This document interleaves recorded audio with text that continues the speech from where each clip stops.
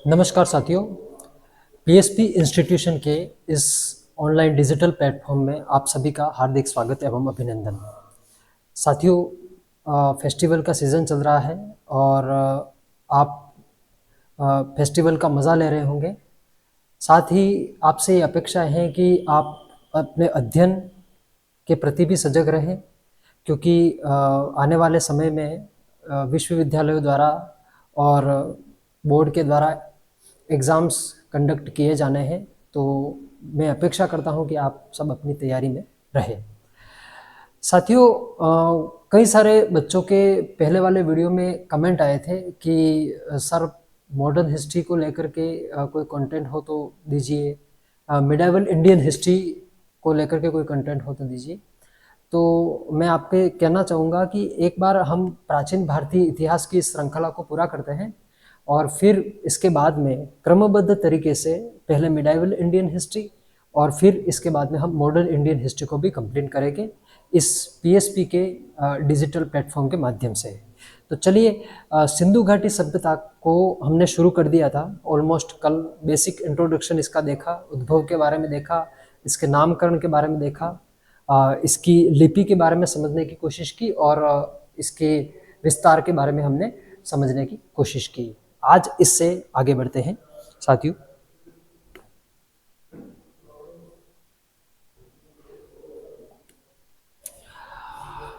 सिंधु घाटी सभ्यता का कालक्रम। साथियों, सिंधु घाटी सभ्यता के कालक्रम के संबंध में विभिन्न विभिन्न इतिहासकार द्वारा अपने अलग अलग मत दिए गए। कई सारे इतिहासकार थे जिन्होंने एंशिएंट इंडियन हिस्ट्री के संबंध में काम किया। उन सभी इतिहासकारों ने अपने अपने अलग अलग मत दिए, लेकिन हम एग्जामिनेशन पॉइंट ऑफ व्यू से जो महत्वपूर्ण इतिहासकार हैं, उन्होंने एनसीईआरटी सॉरी सिंधु घाटी सभ्यता के कालक्रम के संबंध में क्या अपने अपने मत दिए हैं, उसे हम जानने का प्रयास करते हैं। तो सबसे पहले हम सिंधु घाटी सभ्यता के जो शुरुआती समय में मैंने बताया था कि 1920 में इन्हीं के नेतृत्व में, सर जॉन मार्शल के नेतृत्व में राय बहादुर दयाराम साहनी द्वारा हड़प्पा का उत्खनन करवाया गया था। तो हम ये पहले व्यक्ति थे जिन्होंने हड़प्पा को निर्देशित करने का काम किया था। तो हम सिंधु घाटी सभ्यता की तिथि के संबंध में अपना क्या मत देते हैं, हम इसे जानने का प्रयास करते हैं। तो सर जॉन मार्शल ने हड़प्पा सभ्यता की जो तिथि बताई है वो लगभग 3250 ईसा पूर्व से लगा करके 2750 ईसा पूर्व के बीच बताई है इतिहासकार सर जॉन मार्शल ने। हालांकि ये एएसआई के प्रथम डायरेक्टर जनरल थे और इन्होंने इस तिथि के संबंध में ये मत दिया। तो सबसे पहले हम इसके कालक्रम के संबंध में इतिहासकार सर जॉन मार्शल के बारे में लिखेंगे कि वो क्या कहते हैं तिथि के संबंध में।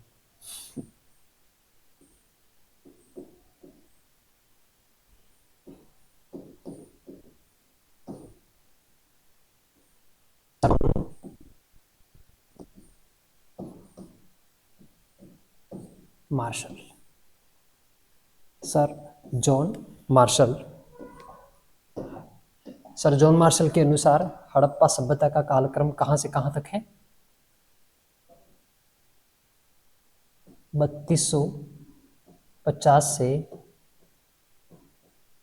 1750 ईसा पूर्व।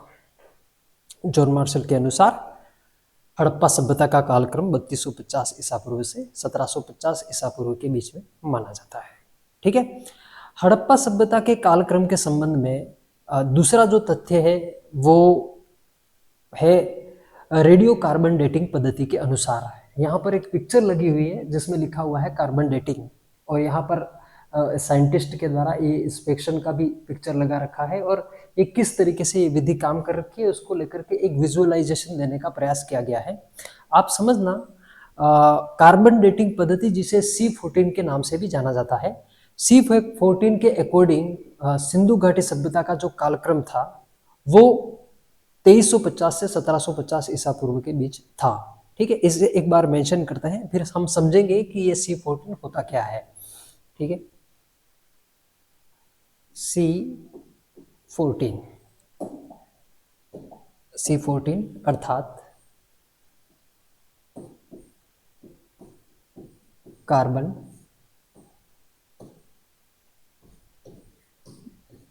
डेटिंग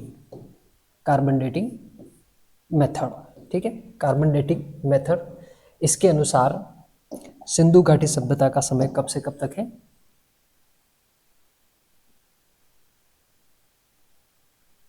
लगभग 2300 से 1750 ईसा पूर्व के आसपास। C14 क्या है? अच्छा, एक बार इसे ये समझ लेते हैं अपन। C14 के अनुसार समय जो है इसका क्या है? 2300 से लगा करके 1750 ईसा पूर्व के आसपास, है ना। इस C14 जो कार्बन डेटिंग जो पद्धति है, इसका जो आविष्कार करने वाले व्यक्ति थे उसका उनका नाम क्या था? विलियार्ड। आविष्कार करने वाले व्यक्ति का नाम क्या है? विलियार्ड लिब्बी। विलियार्ड लिब्बी द्वारा C14 कार्बन डेटिंग पद्धति का 1946 में इसका क्या किया गया था? इन्वेंशन किया गया था, आविष्कार किया गया था। प्रश्न एक बार पूछा गया साथियों कि who is the person who invent carbon dating method? Carbon dating पद्धति का आविष्कार करने वाले व्यक्ति कौन थे? तो ये प्रश्न कई किसी एग्जाम के अंदर पूछा गया था, तो इसका जो जवाब है वो विलियार्ड लिब्बी को माना गया था। और 1946 में इन्होंने इस मेथड को इन्वेंट किया था। ये कार्बन का एक आइसोटोप्स है, इसके बारे में समझ लेते हैं। हालांकि ये रसायन विज्ञान का एक टॉपिक है, लेकिन इसे समझ लेते हैं कि ये काम कैसे करता है और किसी पुरातात्विक वस्तु को उत्खनित करके इसके कालक्रम निर्धारण में ये किस प्रकार सहायता करता है, इसको समझने की आवश्यकता है। इसके अंदर दो कार्बन होते हैं, एक कार्बन 12 होता है, एक कार्बन 14 होता है। जैसे जैसे वस्तु विघटित होती है वैसे कार्बन की मात्रा समान होती जाती है, लेकिन उसका जो कालक्रम है वो निर्धारित हो जाता है। ये पूरा एक प्रोसीजर है। इसके बारे में समझने के लिए रसायन विज्ञान को अच्छी तरीके से समझना होगा। तो इस तरीके से इस पद्धति के माध्यम से सिंधु घाटी सभ्यता का जब कालक्रम निर्धारित किया गया तो पता चला कि इसका जो समय था वो 2300 से लगा करके 1750 ईसा पूर्व के बीच में था, जो कि सर्वमान्य सिद्धांत माना जाता है, जिसे भारतीय इतिहास में सर्वमान्य सिद्धांत माना जाता है। ठीक है, इन्वेंट करने वाले व्यक्ति कौन थे? विलियार्ड लिब्बी, और 1946 में इसको इन्वेंट किया गया था। अच्छा, इस मेथड के द्वारा इस काल का सिंधु घाटी सभ्यता का कालक्रम निर्धारित किया गया। क्या इसे कोई इतिहासकार हैं जो इसे समर्थन करते हैं? तो इसमें दो महत्वपूर्ण भारतीय इतिहासकारों के नाम आते हैं। सबसे पहले तो डीपी अग्रवाल का नाम आता है, जो इतिहासकार है, पुरातत्वविद भी है, और दूसरे हैं रोमिला थापर, ये भी एक पुरातत्वविद है और इतिहासकार भी है। इन दोनों इतिहासकारों का नाम आता है जो इस तिथि का क्या करते हैं? समर्थन। तो इसका भी हम नाम मेंशन करेंगे। सबसे पहले तो डीपी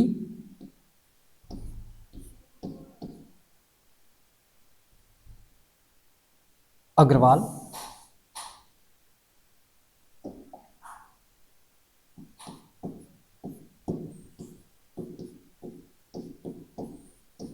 डीपी अग्रवाल, और दूसरे जो इतिहासकार है वो है रोमिला थापर। इनके द्वारा इस तिथि का क्या किया गया? समर्थन। दो के बारे में देखा। अब अंतिम हड़प्पा सभ्यता के कालक्रम के संबंध में हम देख लेते हैं एनसीईआरटी के बारे में, क्योंकि किसी भी ऐतिहासिक स्थल, ऐतिहासिक वस्तु या पुरातात्विक वस्तु का कालक्रम निर्धारण के संबंध में अगर यदि बात होगी तो वो डाटा सबसे सर्वमान्य या मान्यता प्राप्त जो डाटा है वो माना जाएगा किसी ऑथेंटिक किताब के द्वारा, और ऑथेंटिक किताब गवर्नमेंट द्वारा जो प्रकाशित होती है वही होती है। तो एनसीईआरटी के हिसाब से भी हम जानने का प्रयास करेंगे कि सिंधु घाटी सभ्यता का समय कब से कब तक है। एनसीईआरटी के अनुसार साथियों ये सारी चीजें वेरी वेरी मोस्ट इंपॉर्टेंट है, इसे आप साथ साथ अपने नोटबुक के अंदर मेंशन करते रहिएगा। एनसीईआरटी के अनुसार, एनसीईआरटी, ठीक है, national council education research and training के अनुसार इसका जो समय है सिंधु घाटी सभ्यता का वो कब से कब तक है, तो 2500 से लगाकर 1800, 2500 से लगाकर के 1800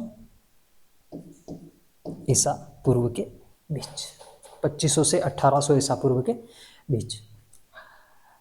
ये 3 महत्वपूर्ण तिथियों के बारे में देखा, इसको समर्थन करने वाले इतिहासकारों को देखा। इससे ये जो है वो तिथियां एग्जामिनेशन पॉइंट ऑफ व्यू से बहुत ज़्यादा महत्वपूर्ण मानी जाती है। साथियों एक प्रश्न बार बार आ रहा था कि सर ये ईसा पूर्व और ईस्वी का क्या कॉन्सेप्ट है, ज़रा इसको हमें समझा दीजिए ताकि हमको पता चले। क्योंकि आप देखिएगा भले हम भारतीय इतिहास पढ़ते हैं, एक सबसे बड़ी विडंबना ये है कि भारतीय इतिहास का अधिकांश हिस्सा, भले उसे हम कम पढ़ते हैं लेकिन उसका एक अधिकांश हिस्सा ईसा पूर्व की तिथियों पर आधारित है और एक बहुत बड़ा हिस्सा ईस्वी की तिथियों पर आधारित है। इसलिए एक कंफ्यूजन हमेशा क्रिएट रहता है और वो ये है कि ये ईसा पूर्व और ईस्वी के बीच में क्या अंतर है, what is the difference between before Christ and anno domini. इसको समझ लेते हैं संक्षिप्त में ताकि आपको समझ में आ जाए, क्योंकि भविष्य में जब भी प्राचीन भारतीय इतिहास की कोई क्लास आपके सामने हमें पेश करूंगा तो ईसा पूर्व और ईस्वी को लेकर के किसी भी प्रकार की कोई कंट्रोवर्सी नहीं होनी चाहिए। तो इसको समझने की कोशिश करना, ईसा पूर्व और ईस्वी क्या है ना। एक तरफ तो मैं लिख देता हूं, ये अलग शाही में लिख लेता हूं, उसको जरा ध्यान से देखिएगा। एक तो है ईसा पूर्व जिसको बीसी कहा जाता है और एक है ईस्वी जिसे एडी कहा जाता है, ठीक है, एडी। इसे हिंदी में अपन कहते हैं ईसा पूर्व, ठीक है, और इसे हिंदी में कहा जाता है ईस्वी। मतलब जिन तिथियों के पीछे ईस्वी लिखा होगा या एडी लिखा होगा वे तिथियां हमेशा बढ़ते हुए क्रम में होगी। मतलब इसकी सबसे महत्वपूर्ण विशेषता क्या है, तिथियां जो हैं वो बढ़ते क्रम में होगी और जितनी भी तिथियों के पीछे बीसी लिखा होगा या ईसा पूर्व लिखा होगा वे सभी तिथियां घटते क्रम में होगी। क्या होगी, घटते क्रम में होगी। इसको ध्यान में रखना है कि जब भी कोई भी तिथि घटते हुए क्रम में दिख गई इसका मतलब उसके पीछे क्या लिखा होगा, बीसी लिखा होगा। जैसे ये देखिएगा 2300 से लगा करके 1750 ईसा पूर्व, है ना। सामान्यतः ये होता है कि ये 1750 पहले आना चाहिए था, 2300 बाद में आना चाहिए था, पर ऐसा नहीं हुआ, यहाँ पर उल्टा लिखा गया। और उल्टा लिखा गया है इसका मतलब ये नहीं है कि कोई समय घट रहा है, समय तो बढ़ रहा है, स्टेप बाय स्टेप समय आगे बढ़ता जा रहा है, लेकिन उसको घटते हुए क्रम में लिखा जा रहा है। इसका सबसे बड़ा रीजन मैं आपको बता दूं, भारतीय इतिहास को लिखने वाले कई सारे इतिहासकार बाहर के भी थे। मैंने कहा था ना कि भारत में सबसे पहले ऐतिहासिक जो काल है चंद्रगुप्त मौर्य का काल, क्योंकि महाजनपद काल के पतन के बाद, महाजनपद काल के दौरान आप देखोगे सबसे शक्तिशाली महाजनपद था मगध, और मगध में 3 राजवंशों के पतन के बाद में मौर्य साम्राज्य का उदय हुआ था, जिसे हम लोग ऐतिहासिक सम्राट कहते हैं, ऐतिहासिक साम्राज्य कहते हैं। तो वहां से बाहरी इतिहासकारों ने यहाँ पर आकर के हमारा इतिहास लिखना शुरू किया। जैसे मेगस्थनीज ने इंडिका नामक एक ग्रंथ लिखा, पुस्तक लिखी, उसके अंदर भी भारत की भौगोलिक स्थिति का, सामाजिक स्थिति का उसने उल्लेख करने का प्रयास किया, ठीक है। तो इन लोगों ने जब इतिहास लिखा तो उन्होंने माना कि ईसा मसीह के जन्म से पूर्व की जितनी भी तिथियां होगी उसके अंदर ईसा पूर्व होगा, और इनके जन्म के बाद की जितनी भी घटनाएं होगी उन तिथियों के आगे ईस्वी लिखा जाएगा। इसका कहने का सबसे बड़ा रीजन ये, जरा समझिएगा इसे, कि इन्होंने भगवान ईसा मसीह के जन्म को जीरो मान लिया। जीरो अर्थात उन्होंने कह दिया कि ईसा का न कभी जन्म हुआ है, न इनकी कभी मृत्यु है, अनंत है वो, है ना। अपने भगवान के प्रति इन्होंने एक सकारात्मक दृष्टिकोण स्थापित करने की कोशिश की।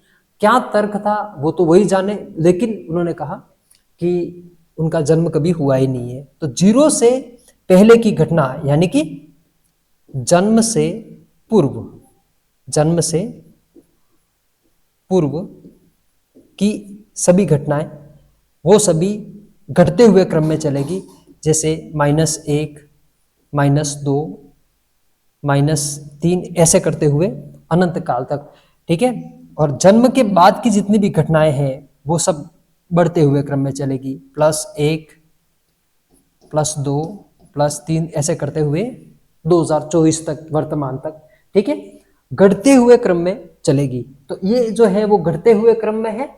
और आप देखोगे कि इसका जब आप कैलकुलेशन करोगे तो लगभग 4000 पुरानी सिविलाइजेशन है। तो कालक्रम के संबंध में मैंने वेरी वेरी मोस्ट इंपोर्टेंट जितनी भी बातें थी, अति महत्वपूर्ण जो बातें थी, एनसीईआरटी फैक्ट सहित जो बातें थी वो मैंने आपको बताने का प्रयास किया। इसमें मैंने बताया आपको जॉन मार्शल के अनुसार सिंधु घाटी सभ्यता का समय 3250 से 1750 ईसा पूर्व के बीच था। इसके बाद में मैंने कार्बन डेटिंग पद्धति के बारे में बताया। कार्बन डेटिंग के अनुसार सिंधु घाटी सभ्यता का कालक्रम बताया। इसको इन्वेंट करने वाले व्यक्ति का नाम बताया और इसको समर्थन करने वाले इतिहासकारों के नाम भी बताए। एनसीईआरटी के अनुसार सिंधु घाटी सभ्यता का कालक्रम बताया, ईसा पूर्व और ईस्वी के मध्य अंतर बताया। इससे आगे बढ़ने की कोशिश करते हैं सर। साथियों ध्यान रखिएगा, आप जो ये पढ़ रहे हैं वो very very most important factor है, सारे के सारे जो सिंधु घाटी सभ्यता के संबंध में है। आप ऐसा मतलब इससे ज़्यादा अगर डिटेल में पढ़ना चाहे तो इसके संबंध में एक पीडीएफ भी जारी किया जाएगा जिसके अंदर सिंधु घाटी सभ्यता के नोट्स भी शामिल होंगे। चलिए इससे आगे बढ़ते हैं। सिंधु घाटी सभ्यता के प्रमुख स्थल, क्योंकि जो जनरल इंट्रोडक्शन थी, जो सामान्य जानकारियां थी, वो सब हमने समझने की कोशिश की। इससे आगे बढ़ने की कोशिश करते हैं। हम एक एक स्थलों के बारे में देखेंगे। सबसे पहले हम हड़प्पा के बारे में देखेंगे, क्योंकि हड़प्पा सिंधु घाटी सभ्यता का पहला स्थल था जिसे खोजा गया था दयाराम साहनी के द्वारा, जॉन मार्शल के नेतृत्व में। ये पहले मेंशन करवा चुका हूं। चूंकि पर्टिकुलर हड़प्पा के बारे में पढ़ रहे हैं तो हम इसके अंदर भी देखने की कोशिश करेंगे कि हड़प्पा को सबसे पहले किसके द्वारा खोजा गया था, है ना। तो हड़प्पा की खोज किसके द्वारा की गई थी, शॉर्ट में लिख देता हूं, आप समझ जाइएगा। हड़प्पा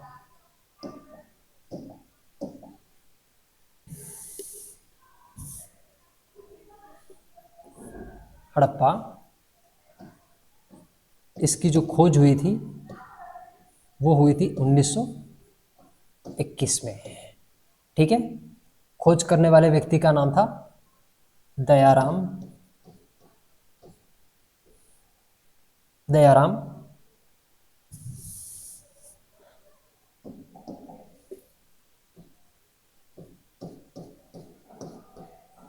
साहनी। दयाराम साहनी, ठीक है। किसके नेतृत्व में, 1920 में आर्कियोलॉजिकल सर्वे ऑफ इंडिया के फर्स्ट डायरेक्टर जनरल, प्रथम महानिदेशक जॉन मार्शल के नेतृत्व में उनके द्वारा इसकी क्या की गई थी, खोज की गई थी। आगे बढ़ते हैं। क्वेश्चन उठता है हड़प्पा वर्तमान में कहां पर है।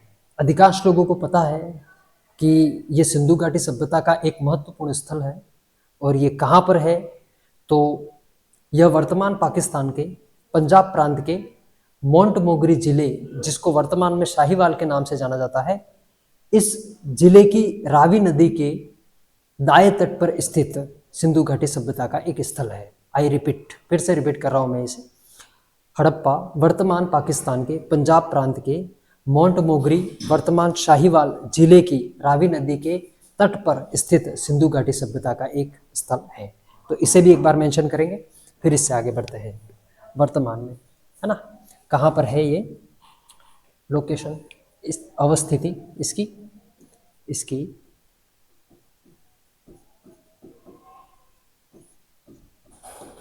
अवस्थिति अवस्थिति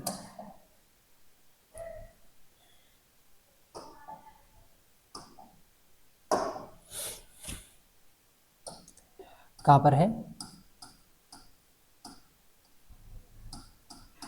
पाकिस्तान के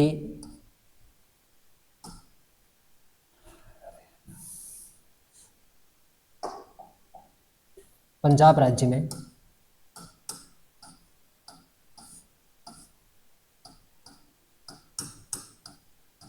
मोंटमोगरी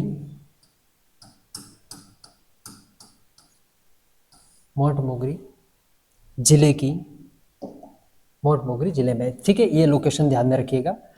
वर्तमान पंजाब के मोंटमोगरी जिले, इसको ध्यान में रखिएगा। क्या कहा जाता है? शाहीवाल कहा जाता है वर्तमान में। क्या कहा जाता है?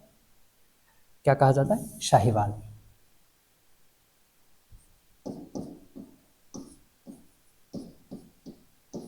शाहीवाल कहा जाता है। और जिले की कौन सी नदी है? रावी नदी। रावी नदी के तट पर,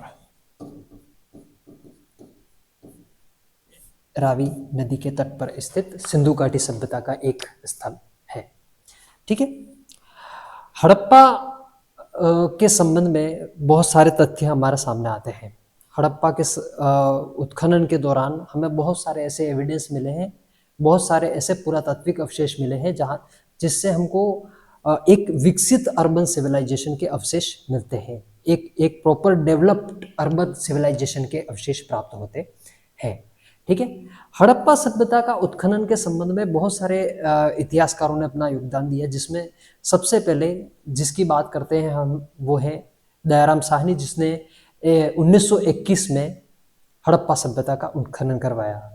इसके बाद में 1926 में माधव स्वरूप वत्स के द्वारा उसका उत्खनन करवाया गया। और इसका तीसरी बार जो उत्खनन करवाया था वो एक अंग्रेज अधिकारी थे जिनका नाम था मार्टिन व्हीलर, और 1946 में उनके द्वारा भी हड़प्पा सभ्यता का उत्खनन करवाया गया। ठीक है साथियों, इसे भी मेंशन करते हैं हम लोग कि इसका जो उत्खनन है वो किस किस के द्वारा करवाया गया। उत्खनन किस किस के द्वारा करवाया गया? तो सबसे पहले अपन लिखते हैं दयाराम साहनी, जो कि 1921 में इनके द्वारा करवाया गया था, 1921 में। ठीक है, मैं शॉर्ट में लिख देता हूँ DS, है ना। DS का मतलब है दयाराम साहनी, क्योंकि आप ऊपर लिखा हुआ है, आप देख लीजिएगा। 1921 में सबसे पहली बार उत्खनन किनके द्वारा करवाया गया? दयाराम साहनी के द्वारा। इसके बाद में 1926 में माधव स्वरूप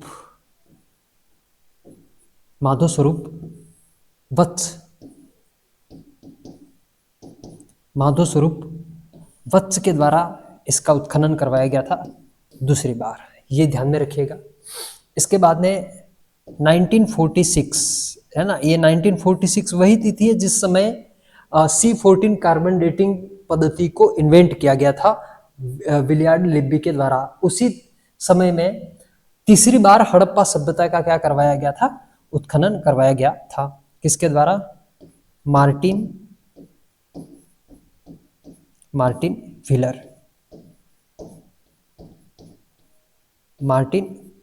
व्हीलर। ठीक है, मार्टिन व्हीलर के द्वारा इसका तीसरी बार क्या करवाया गया? उत्खनन करवाया गया।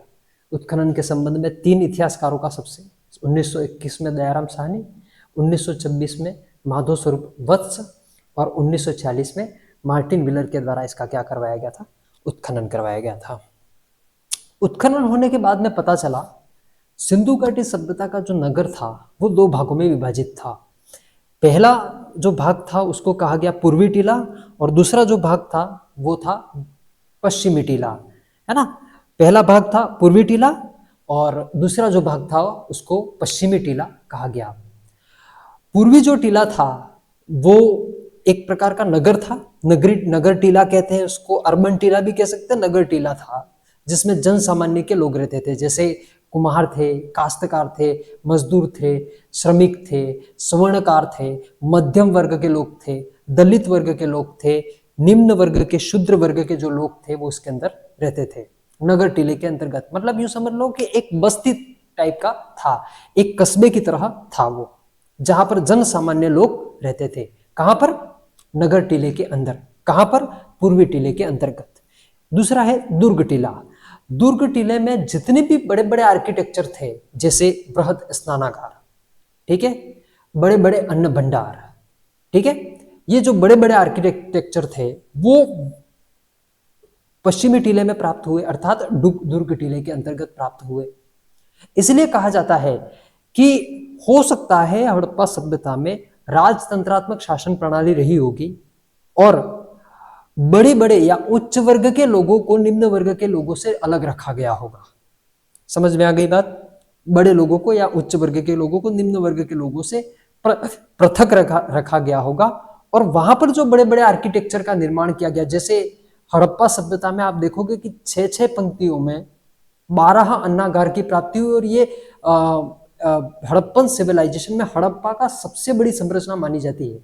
तो आप जरा सोचिए कि जिस दुर्ग के अंतर्गत इतनी बड़ी संरचना होगी, तो क्या यह किसी राजतंत्रात्मक शासन प्रणाली को रिप्रेजेंट करता है? तो इसको भी जरा समझने की आवश्यकता है हमको। तो सबसे पहले हड़प्पा शहर कितने भागों में विभाजित था, इसे भी हम लोग मेंशन करें। आप भी साथ साथ इसे मेंशन करते रहिए, है ना। हड़प्पा शहर 2 भागों में विभाजित था, है ना। एक तो था 2 भागों में, दोनों के भाग लिख देता हूं मैं इधर, नंबर 1, नंबर 2। एक था पूर्वी टीला, पूर्वी टीला, दूसरा है पश्चिमी टीला, है ना। इस पूर्वी टीले को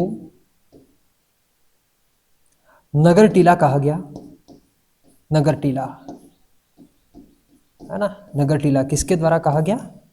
इतिहासकारों के द्वारा। जब इसका रिसर्च किया गया, इंस्पेक्शन किया गया इस साइट्स का, वहां पर जाकर के खनन किया गया, तो पता चला कि जो पूर्वी टीला है वो क्या है, यहाँ से नगरीय टीले के अवशेष प्राप्त होते हैं। पश्चिमी टीला जो है उसे दुर्ग टीला कहा गया, दुर्ग टीला,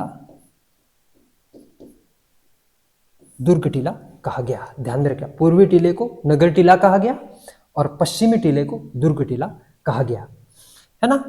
अब ये जो नगर टीला था, वहां पर, यहां पर एक ही लाइन में लिखता हूं मैं, आप समझ जाइएगा कौन कौन लोग इसके अंतर्गत शामिल हो सकते हैं। यहां पर जन सामान्य, जन सामान्य के लोग शामिल होते थे। कौन कौन शामिल होते थे? जन सामान्य के लोग इसके अंतर्गत शामिल होते थे।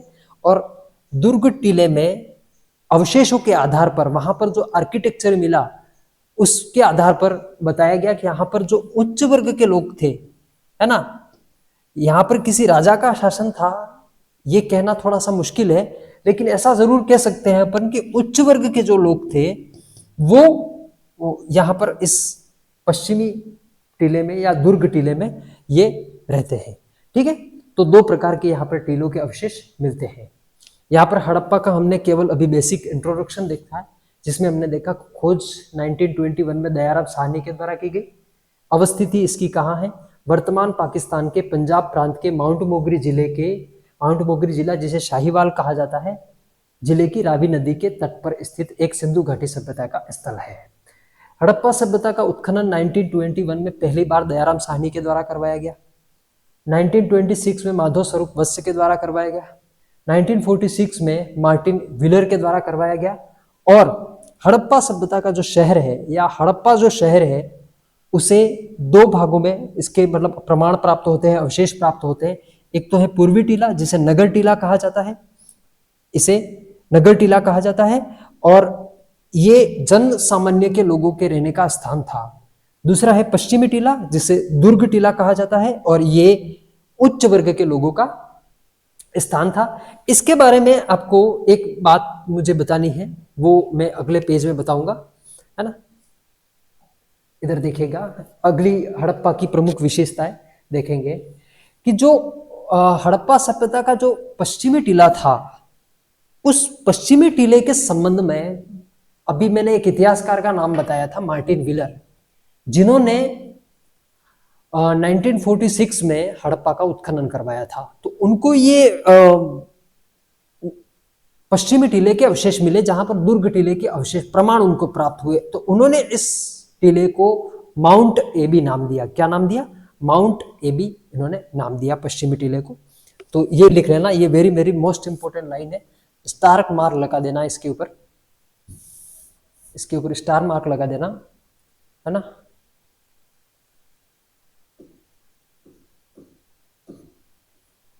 हड़प्पा के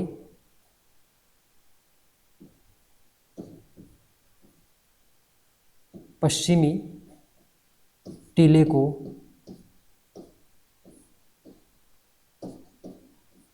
हड़प्पा के पश्चिमी टीले को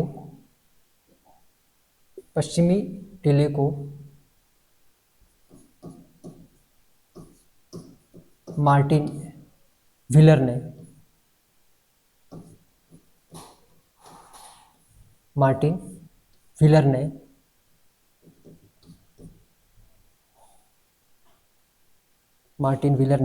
अलग शैली में लिखेंगे, इसको अंडरलाइन करते हुए लिखिएगा, स्टार मार्क लगा के, माउंट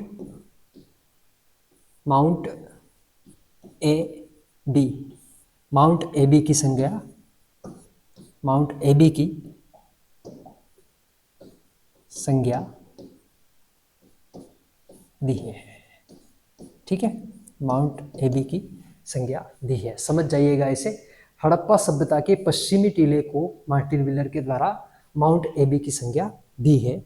ये पश्चिमी टीले के संदर्भ में एक तर्क प्रस्तुत किया गया था मार्टिन व्हीलर के द्वारा। ठीक है, हड़प्पा सभ्यता में मैंने आपको बताया था कि अभी थोड़ी देर पहले बोला कि 6-6 पंक्तियों में कुल 12 अन्नागार मिले, और ये हड़प्पा सभ्यता की सबसे बड़ी संरचना थी। ठीक है, इसे ध्यान रखिएगा, 6-6 पंक्तियों में कुल 12 अन्नागारों की प्राप्ति हुई है, और ये हड़प्पा सभ्यता की सबसे बड़ी संरचना थी। और ध्यान रखिएगा साथियों, यहीं से हमको गेहूं और जौ के साक्ष्य प्राप्त होते हैं। ध्यान में रखिएगा, इसे लिखिए एक बार कि 6-6 पंक्तियों में 6-6 पंक्तियों में कुल कितने अन्नागार? 12 अन्नागार। अन्नागार मतलब जो अन्न रखने का स्थान जो होता है उसको अन्नागार बोलते हैं। 12 अन्नागार मिले, और ये हड़प्पा सभ्यता की क्या है? सबसे विशाल संरचना है। ध्यान में रखिएगा, इसको इंपोर्टेंट करते हुए लिखिएगा इसके अंतर्गत। ये जो है वो क्या है? हड़प्पा सभ्यता की एक विशाल संरचना है। मैंने इसको गोला कर दिया इसके ऊपर। हड़प्पा सभ्यता की क्या है? सबसे विशाल संरचना। और यहां से हमको क्या मिला है? गेहूं और जौ के साक्ष्य प्राप्त होते हैं। यहीं से गेहूं व जौ के साक्ष्य, गेहूं व जौ के साक्ष्य प्राप्त होते हैं। लेकिन ध्यान में रखिएगा, अभी एक क्वेश्चन आया था किसी एग्जाम्स के अंदर, अधीनस्थ बोर्ड की ने वो एग्जाम करवाया था, और उस एग्जाम में यह क्वेश्चन पूछा गया कि उत्तम किस्म की जौ के साक्ष्य किस सभ्यता से प्राप्त होते हैं, या उत्तम किस्म की जौ है उसके साक्ष्य कहाँ से मिलते हैं। उसमें ऑप्शन में था कालीबंगा, इसके बाद में गणेश्वर सभ्यता, सीकर भी उसमें ऑप्शन में था, गणेश्वर सभ्यता। इसके बाद में उन्होंने उसमें हड़प्पा दे रखा था, और उसमें उन्होंने मोहनजोदड़ो दे रखा था। ठीक है, तो ऐसे क्वेश्चन में थोड़ा सा मैनिपुलेट होने की सिचुएशन होती है, क्योंकि हड़प्पा और मोहनजोदड़ो में गेहूं और जौ के साक्ष्य मिले हैं, इन अन्नागारों से हमको मालूम है, पर उत्तम किस्म की जो जौ है उसके साक्ष्य कहाँ से मिले हैं ये पता नहीं है, ठीक है। सॉरी, उसके अंदर गणेशवर सभ्यता ऑप्शन में नहीं था, शायद बनावली हरियाणा ऑप्शन में था और यही इसका उत्तर था, है ना। इन 4 ऑप्शंस के अंदर ये एक ऑप्शन था, थोड़ा सा इसमें मिसअंडरस्टैंडिंग हो गया, तो ये इसका उत्तर है ना। तो गेहूं और जौ के साक्ष्य सर्वप्रथम हड़प्पा से मिले, लेकिन उत्तम किस्म की गेहूं और जौ के साक्ष्य कहां से प्राप्त होते हैं? बनावली हरियाणा से। इसे मेंशन कर देते हैं, नोट डाल करके लिखेगा, इसको मैं गोले के अंतर्गत लिखूंगा ऐसे।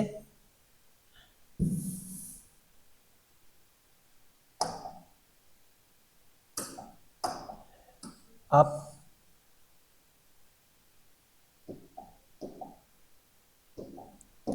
लिखेगा उत्तम किस्म की जौ कहां से मिलती है? उत्तम किस्म की जौ बनावली, बनावली, और ये कहां पर है? हरियाणा। उत्तम किस्म की जौ कहां से मिलती है? बनावली, हरियाणा। 6 पंक्तियों में कुल 12 हन्नागर मिले हैं, जो हड़प्पा सभ्यता की सबसे विशाल संरचना है, और यहां से गेहूं और जौ के साक्ष्य मिलते हैं, लेकिन उत्तम किस्म की जौ के साक्ष्य कहां से प्राप्त होते हैं? बनावली, हरियाणा से, ठीक है। इससे आगे बढ़ते हैं। हड़प्पा सभ्यता में एक कब्र मिली है, उस कब्र का नाम है R37। इधर देखिएगा, हड़प्पा सभ्यता की एक कब्र है, जिस कब्र का नाम है, इधर देखिएगा, मैं इसको इंडिकेट कर देता हूं, है ना, इसको इंडिकेट कर देता हूं, इसके ऊपर मार्किंग डाल देते हैं अपन, क्या कहते हैं इसको। एक कब्र मिली है जिसका नाम है R37। ये ऐसी एक कब्र है जिसके अंदर एक कंकाल बिछाया हुआ है, पास में कुछ मृदभांड पड़े हुए, मिट्टी के बने हुए बर्तन पड़े हुए हैं। इस कब्र को नाम दिया गया R37। एक और कब्र है जिसका नाम है H। 2 कब्रें हैं, है ना। R37 कब्र कहां से मिली, इसके बारे में कोई स्पेसिफिक मतलब इतना महत्वपूर्ण कोई बिंदु इसके अंतर्गत शामिल नहीं है, लेकिन केवल ध्यान में रखना है R37 जो कब्र है वो कब्र कहां से प्राप्त होती है? हड़प्पा से, ठीक है। इसके अलावा एक और कब्र है जिसका नाम है H। इतिहासकारों ने उस कब्र का नाम क्या दे रखा है? H। ये H नामक जो कब्र है वो भी कहां से मिली है? हड़प्पा से ही मिली है ना। R37 को लेकर के इतना कोई तथ्य नहीं है, लेकिन H के बारे में है। वो क्या है कि हड़प्पाई लिपि के साक्ष्य कहां से प्राप्त होते हैं? H नामक कब्र से। कौन सी कब्र से? H नामक जो कब्र जो हड़प्पा से मिली है, उस कब्र से जो मोहरें प्राप्त हुई, उस मोहरों से हड़प्पाई लिपि के प्रथम साक्ष्य प्राप्त होते हैं। Is that clear? हड़प्पाई लिपि के प्रथम साक्ष्य प्राप्त होते हैं। इसे एक बार इधर मेंशन करते हैं अपन, फिर आपको समझ में आ जाएगा, जैसे कि यहां से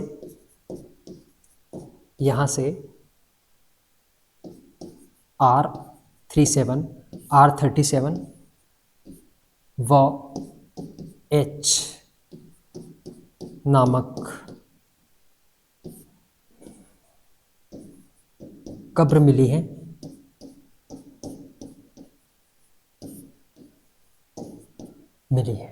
यहां से R37 व H नामक कब्र मिली है, ठीक है, कब्र मिली है। ये इंपॉर्टेंट फैक्ट्स ध्यान रखिएगा, IMPA ध्यान रखिएगा, इंपॉर्टेंट फैक्ट्स है। हाँ, दूसरी बात, H नामक जो कब्र है, H नामक कब्र, इस H नामक कब्र से क्या मिला है? तो H नामक कब्र से प्राप्त जो मोहर है, प्राप्त मोहर से हड़प्पाई लिपि के साक्ष्य प्राप्त होते हैं। किसके साक्ष्य प्राप्त होते हैं? हड़प्पाई लिपि के साक्ष्य, हड़प्पाई लिपि के साक्ष्य प्राप्त होते हैं। H नामक कब्र से प्राप्त मोहर से हड़प्पाई लिपि के प्राचीनतम साक्ष्य प्राप्त होते हैं। तो ये R37 का चित्र है। H नामक कब्र का कोई चित्र हमारे पास में नहीं, पर केवल एक मैं कह रहा हूं विजुअलाइजेशन क्रिएट करने के लिए ये काफी होता है। मैंने इसलिए ये सब हर स्लाइड के अंदर मैंने इन सब के चित्र आपके सामने मेंशन कर रखे हैं। हड़प्पा सभ्यता की अगली और सबसे महत्वपूर्ण विशेषता क्या है, जरा इधर आइएगा पहले, ये क्योंकि गलती से वो जो फोटो थी वो मैंने उस स्लाइड के अंदर लगा दी। इधर देखिएगा, ये एक मूर्ति है, थोड़ा सा आप देखिए पता चलेगा आपको, थोड़ी सी नीचे दब गई है आपको। ये मूर्ति है, ये मिट्टी की बनी हुई मूर्ति है। कहाँ से मिली है, तो हड़प्पा से मिली है। इस मिट्टी की बनी हुई मूर्ति से हमें बताया गया है कि एक स्त्री के गर्भ से पौधे को निकलता हुआ दर्शाया गया है। इतिहासकारों ने इसको उर्वरता की देवी कहा। क्या कहा, उर्वरता की देवी। मिट्टी की बनी हुई मूर्ति और इस मूर्ति में स्त्री के गर्भ से पौधे को निकलता हुआ दर्शाया गया। इतिहासकारों ने इसे क्या कहा, उर्वरता की देवी कहा। और इसी के आधार पर कई इतिहासकारों ने अपना मत दिया कि हड़प्पा के जो लोग थे वो प्रकृति पूजा के अंतर्गत विश्वास रखते थे। प्रकृति पूजा में अपना बहुत ज्यादा विश्वास था उनका, और प्रकृति की पूजा करते थे, अर्थात वो स्त्री का सम्मान करते थे, यानी कि सामाजिक विषमता नहीं थी वहां पर, स्त्रियों का सम्मान करते थे। और हो सकता है कि हड़प्पा सभ्यता का समाज कैसा होगा, मात्र सत्तात्मक समाज होगा, क्योंकि यहां से प्राप्त जितने भी एविडेंस है उसमें से अधिकांश जो साक्ष्य है वो ऐसे हैं जो मात्र सत्तात्मक स्थिति को रिप्रेजेंट करते हैं। तो हड़प्पा सभ्यता का समाज कैसा था, मात्र सत्तात्मक था। और वो किस आधार पर कहा गया, इन मूर्तियों और इसके अलावा अन्य जो साक्ष्य थे उस आधार पर यह कहा गया। इस बात को थोड़ा सा आप लोगों को ध्यान में रखना है। तो इसे अपन यहां मेंशन कर लेते हैं कि एक मृण मूर्ति प्राप्त हुई है। मृण मूर्ति, मृण मूर्ति का मतलब होता है, कोष्टक में लिख देता हूं मैं, इधर देखिएगा, कोष्टक में लिख देता हूं मैं,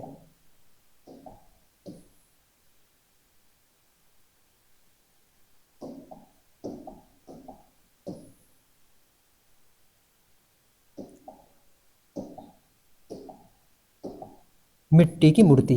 मृण मूर्ति का मतलब होता है मिट्टी की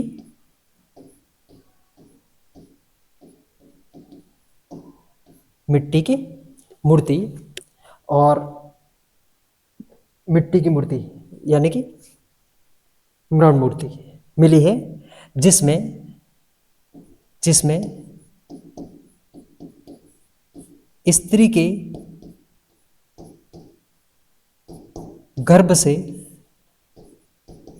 गर्भ से पौधे को निकलता हुआ दर्शाया गया है। स्त्री के गर्भ से पौधे को निकलता हुआ दर्शाया गया है। समझ लीजिएगा, स्त्री के गर्भ से पौधे को निकलता हुआ दर्शाया गया है। ये वाला चित्र जिसके अंदर ये मिट्टी की बनी हुई है मूर्ति, गर्भ से पौधे को निकलता हुआ दर्शाया गया है। ये मिला है यहां से, कहां से, तो हड़प्पा से, जो कि मतलब यूं कह सकते हैं अपन कि किस स्थिति को रिप्रेजेंट करता है, मात्र सत्तात्मक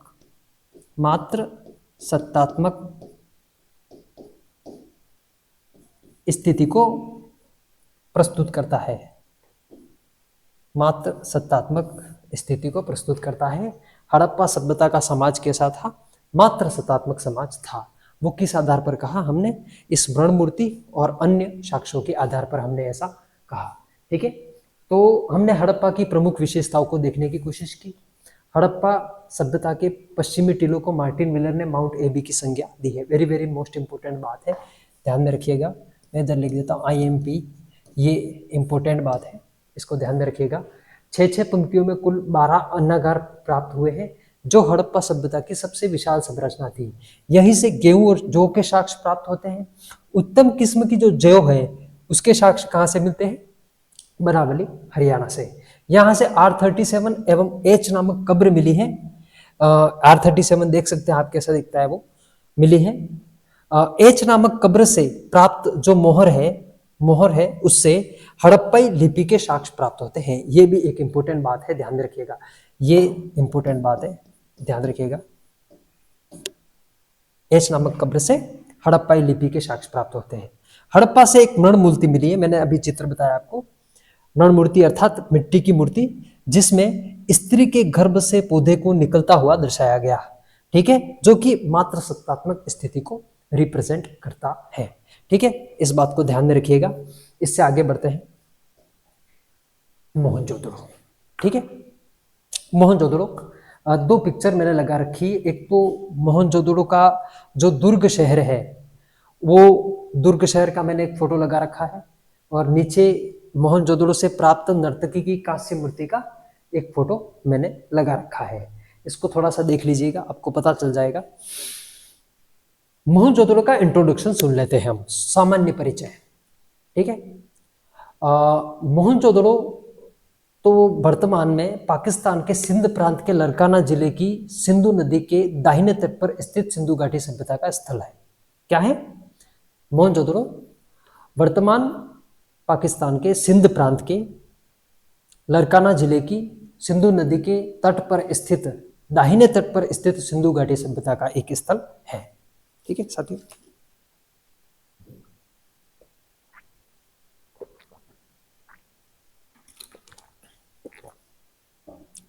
हड़प्पा सभ्यता के उत्खनन के ठीक एक वर्ष बाद 1921 में हड़प्पा का उत्खनन हुआ। 1922 में ठीक अगले वर्ष इस सभ्यता का, इस स्थल का उत्खनन करवाया गया था। आप कहोगे किसके द्वारा करवाया गया? 1922 में राखलदास बनर्जी, आर.डी. बनर्जी, राखलदास बनर्जी के द्वारा इस स्थल की खोज की गई। इस स्थल का क्या करवाया गया? उत्खनन करवाया गया। स्थिति आपको बता दी मैंने। मोहनजोदड़ो का जो शब्द है वो सिंधी भाषा का शब्द है। अगर इसको अपन देखें तो वो कौन सी भाषा का शब्द है? सिंधी भाषा का शब्द है, और जिसका शाब्दिक अर्थ होता है मृतकों का टीला। शाब्दिक अर्थ क्या है इसका? मृतकों का टीला। इसे सिंध का नकलिस्तान भी कहा जाता है, और इसी मोहनजोदड़ो के पश्चिमी भाग के अंदर, पश्चिमी दुर्ग टीले के पश्चिमी भाग के ऊपर अपने यहाँ के एक शासक थे, कुषाण शासक कनिष्क, जिन्होंने, आपको पता होगा, सोने का सिक्का जारी किया था। उन्हीं कनिष्क के द्वारा एक स्तूप का निर्माण भी करवाया गया है। अब आप देखिए, मैं बता देता हूं आपको, ये मोहनजोदड़ो है, ये स्नानागार है वहां का, और इसके पश्चिमी भाग में, इसके पश्चिमी भाग में ये वाला भाग देखिएगा, पश्चिमी भाग, ये वाला भाग में एक स्तूप दिखाई दे रहा है आपको। इसमें ये जो स्तूप है वो किसके द्वारा बनाया गया है? कुषाण शासक कनिष्क के द्वारा, जिन्होंने सोने का सिक्का जारी किया था। ठीक है, तो ये जो स्तूप है वो इंडस वैली सिविलाइजेशन के समय की संरचना नहीं है, ये बाद की संरचना है जो कुषाण शासक के द्वारा बनवाई गई थी। तो थोड़ा सा हम इंट्रोडक्शन इसका देख लेते हैं कि इसकी जो खोज है वो 1921 में, खोज कब की गई थी?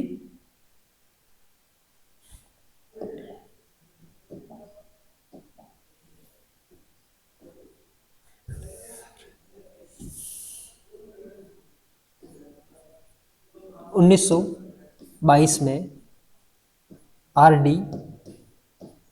बनर्जी, किसके द्वारा करवाएगी? आर.डी. बनर्जी, यानी कि राखलदास बनर्जी। राखलदास बनर्जी के द्वारा इसकी क्या की गई थी? खोज की गई, खोज की गई, है ना, खोज की गई। कहां पर है तो इसको भी मेंशन कर देते हैं। वर्तमान कहां पर है? वर्तमान पाकिस्तान के, वर्तमान पाकिस्तान के सिंध प्रांत, वर्तमान पाकिस्तान के सिंध प्रांत के लरकाना जिले, लरकाना, ये लरकाना क्या है ध्यान में रखिएगा, लरकाना ये वहां का जिला है।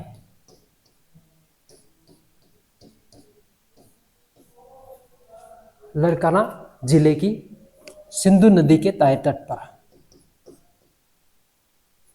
सिंधु नदी के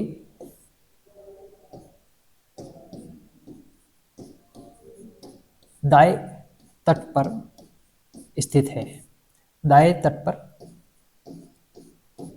स्थित है।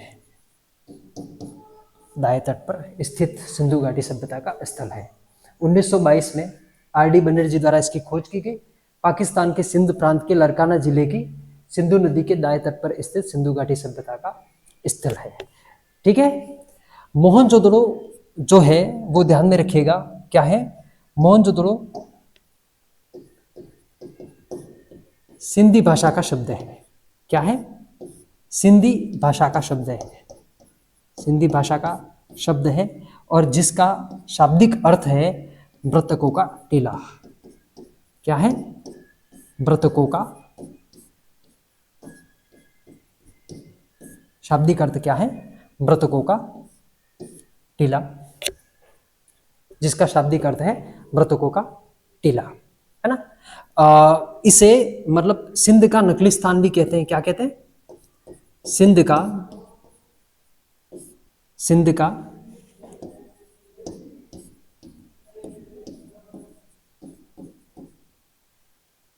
का नकली स्थान भी कहा जाता है। इसको किसके द्वारा कहा गया ये अपने पास में पर्याप्त जानकारी नहीं है, लेकिन इसे सिंध का नकली स्थान भी कहा जाता है ना।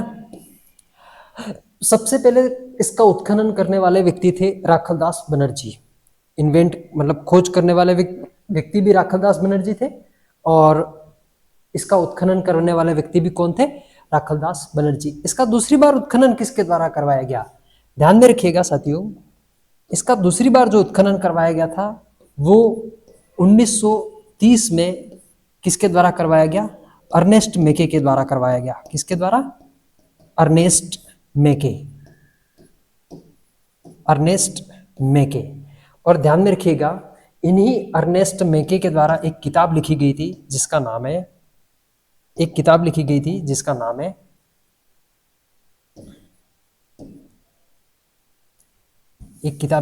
कौन सी किताब?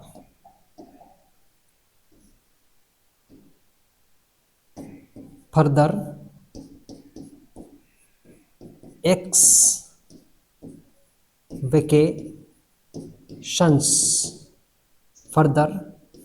एक्सवेकेशंस at Mohenjo-daro.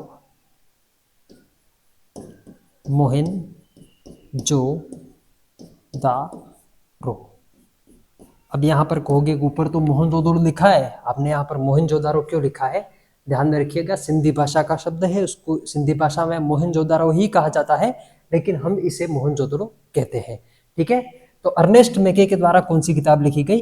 Further excavations at Mohenjodaro. ध्यान में रखिएगा, दूसरी बार उत्खनन करवाया था इन्होंने 1930 में, और अर्नेस्ट मेके ने अपनी इस किताब के माध्यम से बताया कि मोहनजोदड़ो के अंतर्गत सर्वाधिक अवतल चक्कियों के प्रमाण प्राप्त होते हैं। क्या बोले? सर्वाधिक अवतल चक्कियां। ये एनसीईआरटी का डाटा बता रहा हूं भाई, ध्यान में रखिएगा, इंपोर्टेंट है, नोट करते रहिएगा इसे। अवतल चक्कियों के प्रमाण,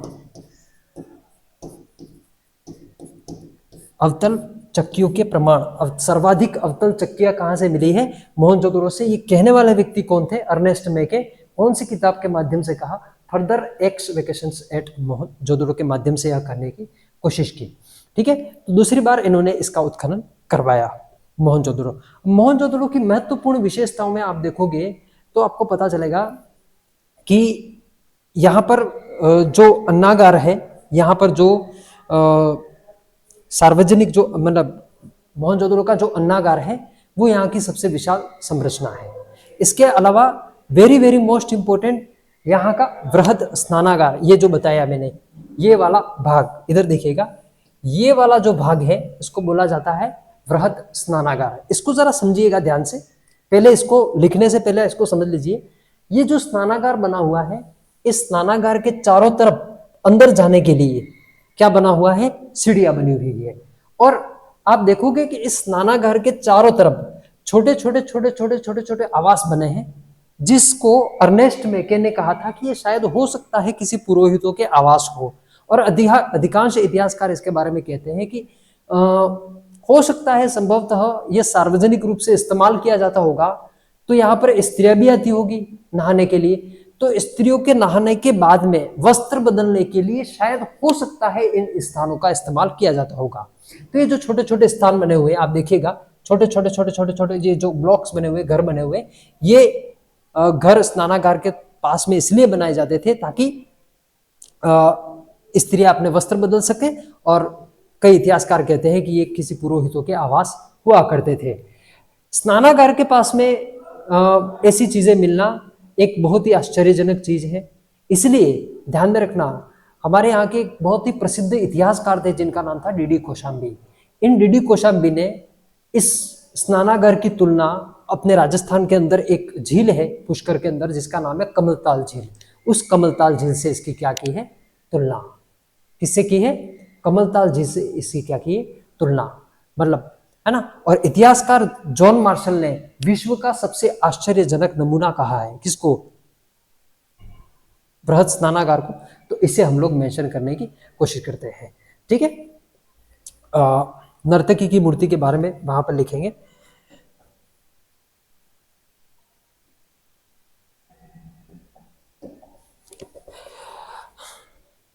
यहां से प्राप्त जो मोहनजोदड़ो से प्राप्त जो मतलब एविडेंस है इसके बारे में देख रहे हैं। तो एक तो सबसे पहले देखेंगे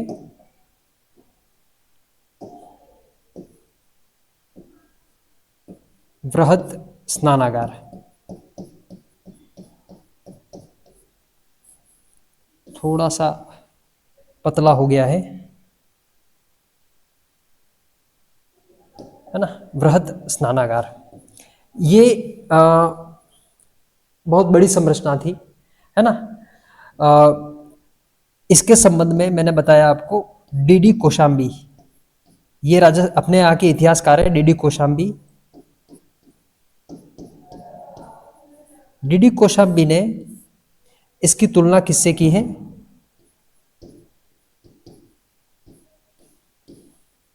पुष्कर की कमलताल झील से इसकी तुलना, बृहद स्नानागार की तुलना किससे की है? पुष्कर की कमलताल झील से की है।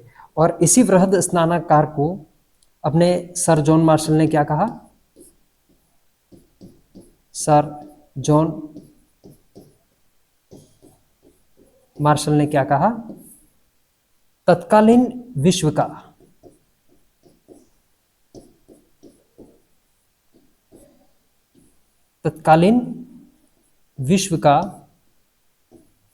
विश्व का आश्चर्यजनक नमूना, आश्चर्यजनक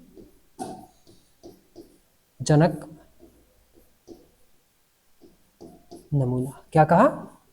क्या कहा? ध्यान में रखिएगा, ये जो चीजें मैं आपको बता रहा हूं ये एग्जामिनेशन पॉइंट ऑफ व्यू से बहुत ज्यादा महत्वपूर्ण है साथियों।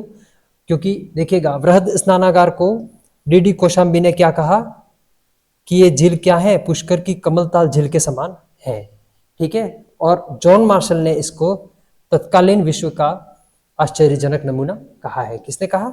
जॉन मार्शल ने, है ना। इसको ध्यान में रखिएगा, जॉन मार्शल ने तत्कालीन विश्व का आश्चर्यजनक नमूना कहा है।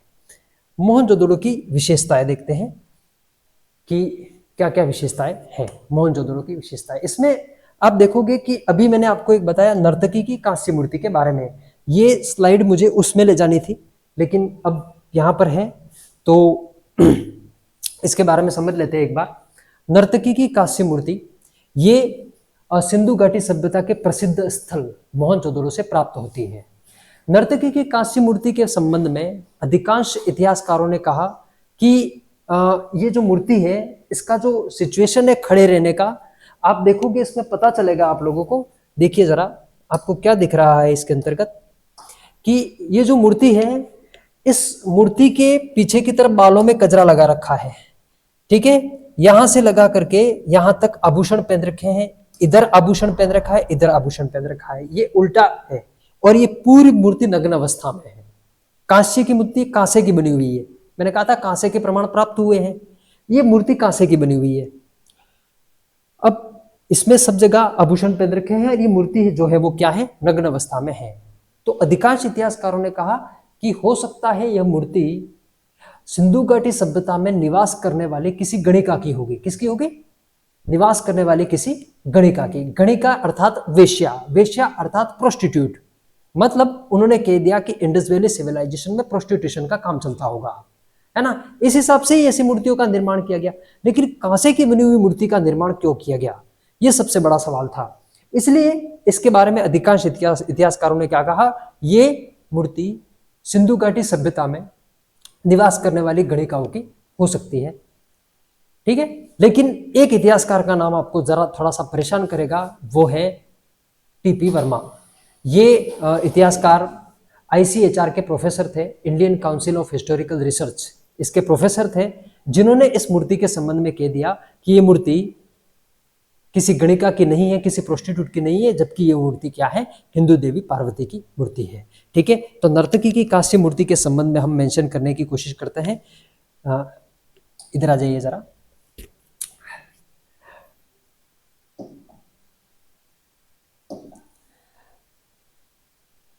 ये मोहनजोदड़ो से जो जो साक्ष्य मिले हैं उन साक्ष्यों की बात करते हैं अपन। सबसे पहले लिख देते हैं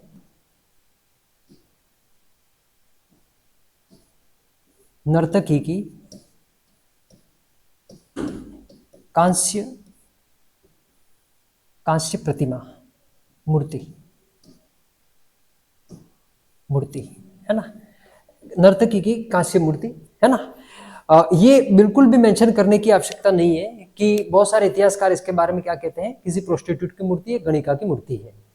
हम केवल एक इतिहासकार का नाम जरूर मेंशन करना चाहेंगे, क्योंकि आपको पता होगा कि 1904 में आर्कियोलॉजिकल सर्वे ऑफ इंडिया का एस्टेब्लिशमेंट किया गया था।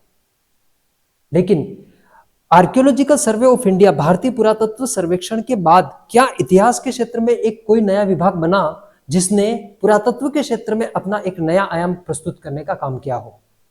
और उस विभाग का नाम था आईसीएचआर, जिसका फुल फॉर्म है Indian council of historical research. और इसी डिपार्टमेंट के एक प्रोफेसर थे जिनका नाम है टीपी वर्मा। इन टीपी वर्मा ने इस नर्तकी की कांस्य मूर्ति के संबंध में कह दिया कि ये किसी प्रोस्टिट्यूट की मूर्ति नहीं है, हिंदू देवी पार्वती की मूर्ति है। इधर देखिएगा, इसे मेंशन करते हैं आईसीएचआर के प्रोफेसर। अलग शाही में आप मेंशन करते रहिएगा साथ में, साथियों, साथ साथ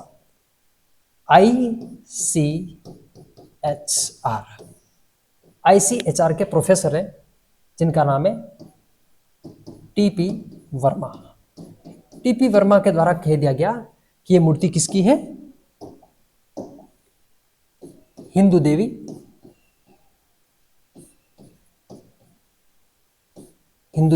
पार्वती की मूर्ति है, पार्वती की मूर्ति है।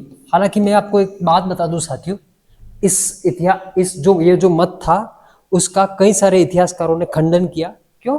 क्योंकि ऐसी मूर्ति, आप देखिए जरा, ऐसी मूर्ति किसी हिंदू देवी की नहीं हो सकती है। ये तो किसी प्रोस्टिट्यूट की मूर्ति हो सकती है, हिंदू देवी की मूर्ति ऐसी नग्न अवस्था में कैसे हो सकती है? तो ये टीपी वर्मा के जो मत का जो है वो खंडन किया गया। हमने इसलिए मेंशन किया क्योंकि ये जो डिपार्टमेंट था, इस डिपार्टमेंट का जो नाम है भारतीय इतिहास अनुसंधान परिषद, Indian council of historical research. आप देखिएगा कि पुरातत्व के क्षेत्र में मिलने वाली जितनी भी पुरातात्विक वस्तुएं थी उसके संबंध में अनुसंधान करने का काम कौन सा डिपार्टमेंट करता था? आईसीएचआर। इसलिए ये हमको मेंशन करना बहुत ज्यादा जरूरी था, इसलिए हमने इसे मेंशन किया। दूसरी महत्वपूर्ण विशेषता के बारे में बात करते हैं, पशुपतिनाथ की मोहर। ये कहां से मिली है? इंडस वैली सिविलाइजेशन के महत्वपूर्ण स्थल हड़प्पा मोहनजोदड़ो से प्राप्त होती है। इधर देखिएगा, पशुपतिनाथ की मोहर की सबसे इस मोहर के बारे में मैंने पिछले वीडियो में बताया था, पर उसमें मैंने केवल आपको हड़प्पाई लिपि को बताने की कोशिश की थी कि लिपि वहां की अपठनीय है। हम इसके बारे में अगली विशेषता देखेंगे। पशुपतिनाथ की मोहर, जिसे आद्य शिव भी कहा जाता है। क्या कहा जाता है? आद्य शिव भी कहा जाता है। और ये आद्य शिव किसके द्वारा कहा गया था, इसको भी जरा मेंशन कर देना। इसको कहने वाले व्यक्ति थे सर जॉन मार्शल। कौन थे? John Marshall. Sir John Marshall के द्वारा इसे आद्य शिव कहा गया। आद्य शिव क्यों कहा गया? भाई भगवान शिव को पशुपतिनाथ भी कहते हैं, है ना। दिगंबर कहते हैं, पशुपतिनाथ कहते हैं, महेश्वर कहते हैं, है ना, अलग अलग नाम है भगवान शिव के। तो इसको आद्य शिव कहा गया। क्यों? क्योंकि आप देखोगे कि इस मोहर के अंदर एक तरफ हाथी का चित्र बना हुआ है, नीचे की तरफ व्याघ्र का चित्र बना हुआ है, एक तरफ गेंडे का चित्र बना हुआ है, एक तरफ बेल का चित्र बना हुआ है और नीचे की तरफ हिरण का चित्र बना हुआ है ना। अगर आप इसका कैरेक्टर्स लिखेंगे तो इसके आप देखोगे, इसको अगर आप 4 भागों में डिवाइड करो, सबसे पहले तो 4 भागों में इसे डिवाइड करो, पता चलेगा आपको। 4 भागों में डिवाइड करने के बाद में 4 भागों में इसको डिवाइड कर दो। अब इसका कैरेक्टर लिखो। तो इसके बाएं तरफ यानी कि लेफ्ट हैंड साइड में कौन कौन से पशुओं का अंकन किया गया है, इससे देखिए कौन कौन से पशुओं का अंकन किया गया है। एक तो है हाथी, क्या है? हाथी। और एक तरफ क्या है? व्याघ्र। व्याघ्र यानी कि बाघ। इसकी दाईं तरफ ये क्या है? गेंडा। और क्या है? बेल। और इसके यहां पर नीचे की तरफ हिरण के चित्र का अंकन किया गया है। और आपको ये जो बीच में जो दिख रहा है वो क्या है? ध्यान की मुद्रा में, ध्यान की मुद्रा में बैठा हुआ एक व्यक्ति। ठीक है, ध्यान की मुद्रा में बैठा हुआ एक व्यक्ति। नर्तकी की मूर्ति के बाद में सबसे महत्वपूर्ण जो चीज थी वो क्या थी? पशुपतिनाथ की मोहर। पशुपति नाथ की मोहर। पशुपतिनाथ की मोहर। और पशुपति नाथ की मोहर की सबसे बड़ी विशेषता क्या है कि इसकी बाईं तरफ हाथी व्याघ्र चित्र बना हुआ है, दाईं तरफ गेंडे और बेल का चित्र बना हुआ है, नीचे की तरफ हिरण के चित्र बने हुए हैं और बीच में ध्यान की मुद्रा में एक व्यक्ति बैठा हुआ है जिसे आद्य शिव कहा जाता है, पशुपतिनाथ कहा जाता है, क्योंकि चारों तरफ पशुओं के चित्र का अंकन किया गया है। और यह मोहर कहां से प्राप्त हुई है? मोहनजोदारो से प्राप्त हुई है। एक व्यक्ति का पत्थर की मूर्ति है जो प्राप्त हुई है, बड़े आकार का एक मुंह है जिसकी मूछें नहीं है, केवल डाली है। आप देखिएगा, जिसकी मूछें नहीं है, केवल क्या है? डाली है। और शाल ओढ़े हुए एक व्यक्ति का क्या है? चित्र है। तो वो भी कहां से प्राप्त हुआ है? मोहनजोदड़ो से प्राप्त होता है ना। तो मोहनजोदड़ो से प्राप्त विशेषताओं में ये क्या है? एक साधु की प्रस्तर प्रतिमा। क्या है? एक साधु की प्रस्तर प्रतिमा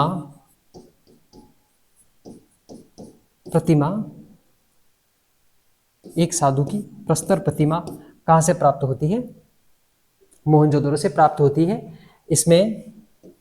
जिसमें दाढ़ी तो है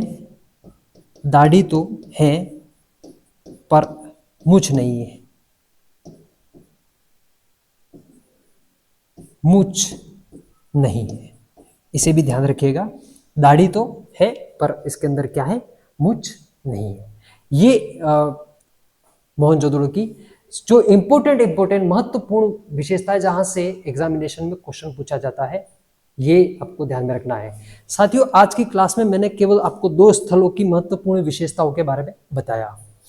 इससे आगे एक और इसका वीडियो रहेगा सिंधु घाटी सभ्यता का, जिसमें हम हड़प्पा सभ्यता के सामाजिक जीवन, यहाँ के धार्मिक जीवन और यहाँ के नगर नियोजन के बारे में सम्मिलित रूप से चर्चा करके कुछ महत्वपूर्ण बिंदुओं की भी चर्चा हम लोग करेंगे। और इसके साथ में हम सिंधु घाटी सभ्यता के इस चैप्टर को समाप्त करने की कोशिश करेंगे। साथियों, इसे प्रॉपरली मेंशन करते रहिएगा, क्योंकि हम इस श्रृंखला को निरंतर रूप से जारी रखेंगे ताकि प्राचीन भारतीय इतिहास एक प्रॉपर तरीके से, एक कंसिस्टेंसी के साथ में हम लोग तैयार कर सकें। ठीक है, आप सभी को एक बार पुनः नवरात्रि की बहुत बहुत शुभकामनाएं। आप फेस्टिवल का आनंद लेते रहिएगा, लेकिन निरंतर अध्ययन आप लोग जारी रखिएगा। बहुत बहुत धन्यवाद।